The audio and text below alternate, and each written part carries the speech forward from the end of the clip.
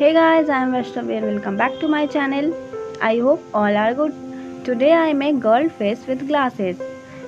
Guys, if you are come on my channel first time, so don't forget to subscribe my channel for art and craft related video.